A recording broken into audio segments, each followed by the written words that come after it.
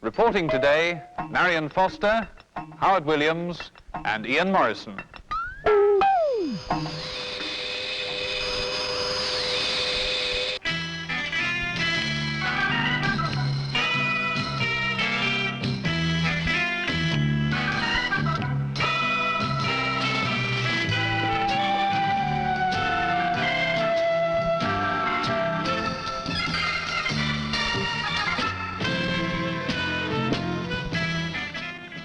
A lady with the future very much in mind, who together with her husband Gerry Anderson is responsible for the film you've just seen, is Sylvia Anderson.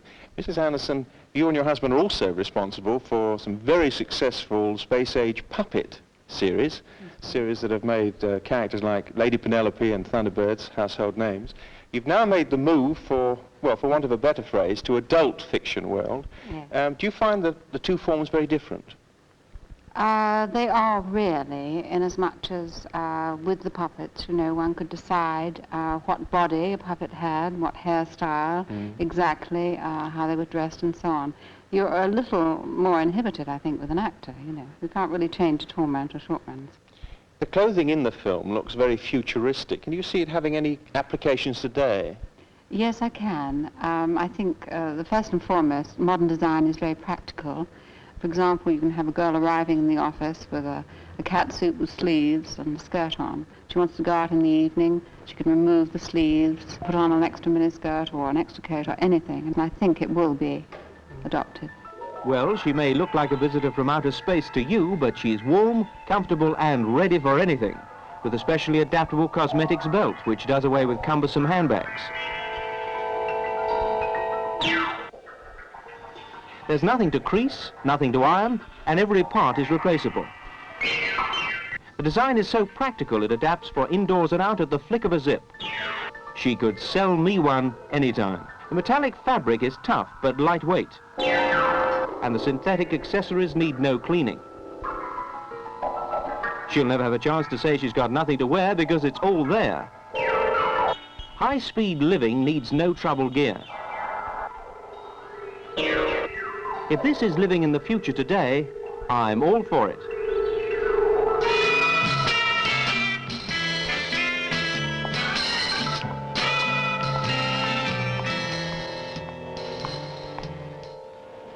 At a hospital in England, they've developed a new method of preserving human skin, a skin bank.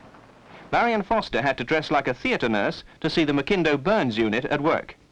Like a kidney bank or a blood bank, we've known for a long time that a skin bank would save the lives of many scald or burns victims who've been burnt over too large a surface area for their own skin to provide replacement tissue.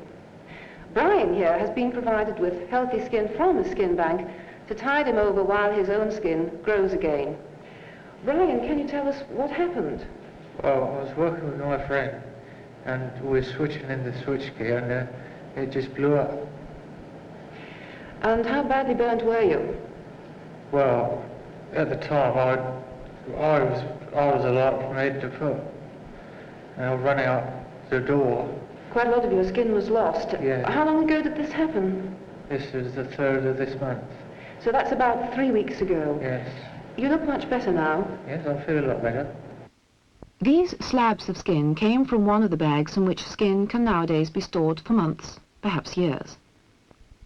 The skin is prepared with great care, and 2 slices, separated by a fine film of plastic, are enclosed in a plastic bag. The bag is sealed, and then a tissue culture medium, which is a nutrient fluid containing the essential elements of our food, is added.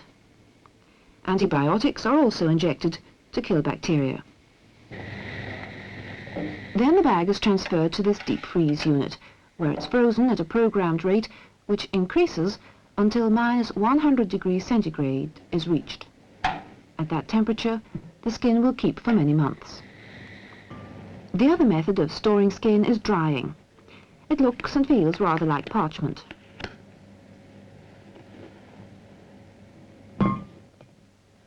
Each type is restored to its original condition by immersion in saline. When required, the frozen skin is dropped in its bag of nourishment into hot water for 2 minutes and is then ready for immediate use. Both are used in emergency skin grafting, but dried skin is really only serviceable as a dressing because its component cells have died, whereas the cells from the frozen skin are kept alive in the tissue culture medium, and the skin will take on its new parent body. The time homografts, that is, grafts of skin from bodies other than the donees or identical twins, will last, depends, as with the organ transplants we've heard so much about, on tissue typing.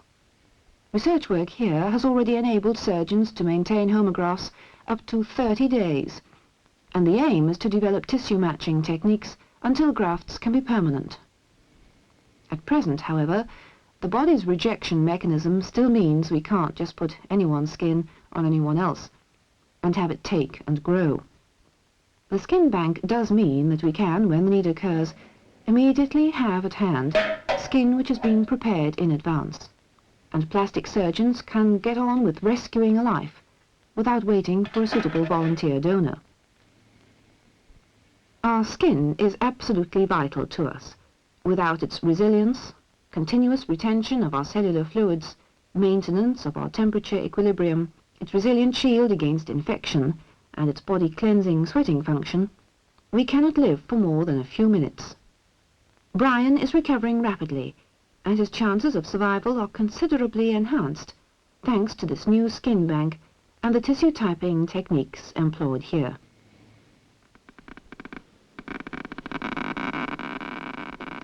A familiar enough sound, been used in countless turgid thrillers both on radio and the screen as a device to create tension.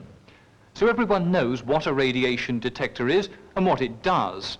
But what people have not generally realized is that until now the portable variety hasn't told you very much. It indicates the presence of radiation, yes, but it doesn't tell you how much. And anyway, the world is being constantly bombarded by radioactive particles from outer space. So all you need is for a particularly lively squirt of cosmic radiation to come your way, and what you think is a hefty uranium deposit turns out to be nothing of the sort. Which means that the mining and prospecting fraternity should greet this little device with some pleasure. It's the lightest of its kind ever to be made, and the British firm of electronic instrument makers who developed it tell us that although they don't recommend the treatment, I can drop it on the floor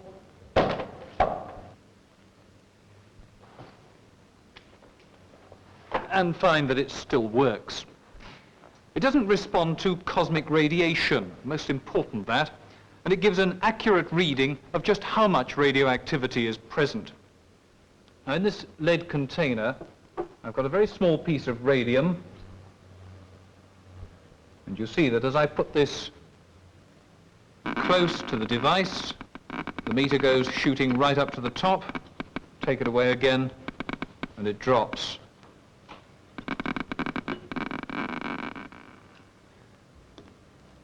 And what's more, you can hear this when you're out in the field just by plugging this headphone in, and you get that traditional old bleep bleep in your ear. Yes, it's there. If I can just have the microphone a minute. There you are. Now, let me just put the lid back on that piece of radium. And if you could take it away, please. Thank you. Which is not bad, really, for a device that you can just sling over your shoulder and take wherever you want. For the mining industry, it's going to mean a great saving of both time and money.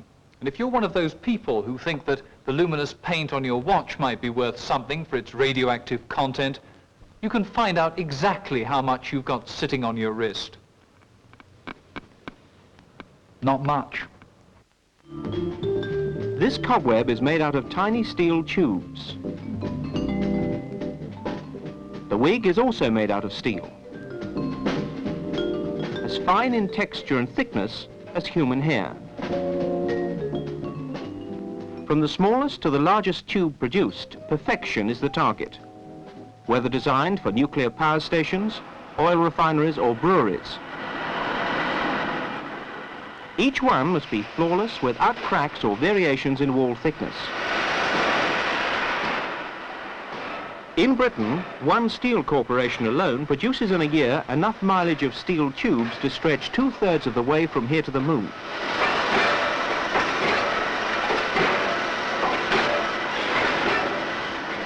But after they're cut to length, how are quality control checks on steel tubes normally done?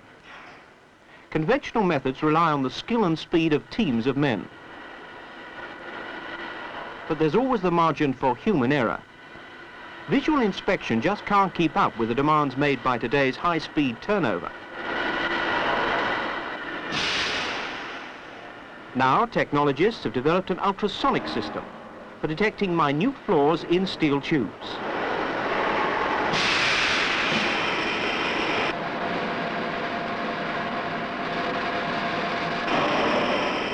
Water conducts ultrasonic sound waves onto the tube wall. And as it passes through a giant rotary head, ultrasonic probes monitor the tube for any flaws or variations in wall thickness. The operator knows instantly whether the tube is acceptable or not by scanning 2 sets of charts. These tell him where the defect is in the circumference and length of the tube, and how large it is in area. Within 2 minutes, he's been able to check the length and circumference of a 40-foot tube. Another process for making tubes is by welding them into shape under heat from a long, flat ribbon of steel.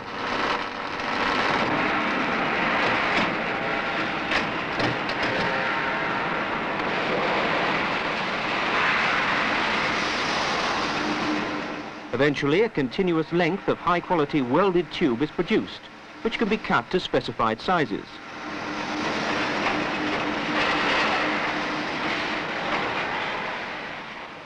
An ultrasonic unit set up on the factory floor can speedily check the weld line of the tube for faults without stopping production. Faults normally unseen by the human eye can be easily spotted by the highly sensitive equipment.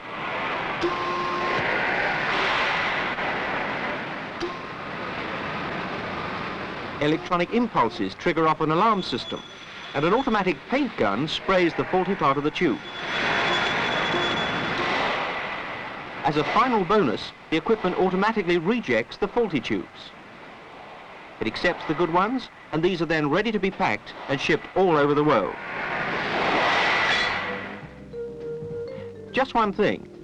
The girl of the future with steel hair won't even have to bother about keeping it clean.